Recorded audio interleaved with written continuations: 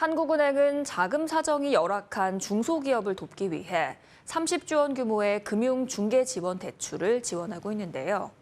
머니투데이 방송 취재 결과 지난해 730억 원이 넘는 대출이 규정에 맞지 않게 지원된 것으로 확인됐습니다. 더구나 1.5%대 저리로 자금이 공급됐는데도 기업들에는 4%가 넘는 고금리로 대출이 나가기도 했는데요. 자세한 내용 임태성, 김가현 기자가 알아봤습니다.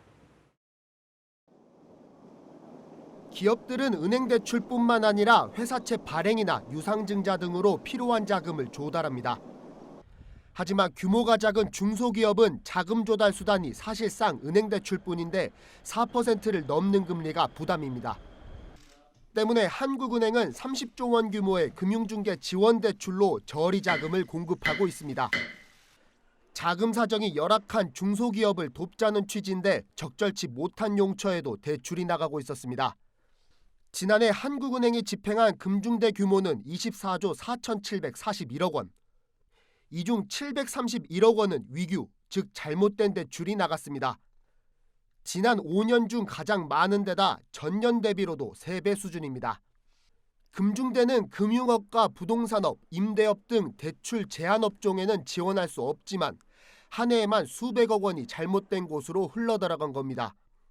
은행별로 살펴보면 하나은행이 일평균 400억 원으로 가장 많았습니다. 이어 KB국민은행과 NH농협은행, IBK 기업은행의 위규 대출액도 50억 원을 넘어섰습니다. 이에 하나은행 관계자는 경기지역 영업점에서 운영 규정을 충분히 숙지하지 못했다라며 전산 시스템 구축 등 부적격 대출을 막도록 조치를 취했다고 전해왔습니다.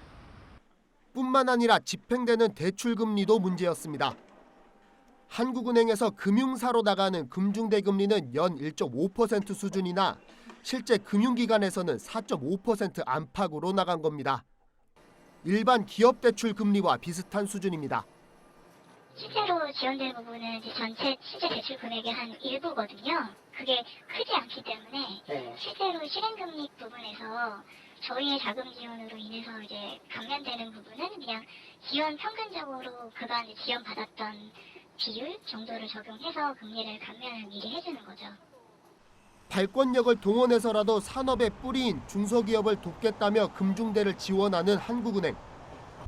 하지만 적절치 못한 용처에 지급되거나 금융기관 직원들의 비위 등으로 수백억 원이 잘못된 곳에 집행되고 있는 점, 더 나아가 실제 중소기업이 체감하는 지원 효과는 미비하다는 점은 아쉬운 대목입니다.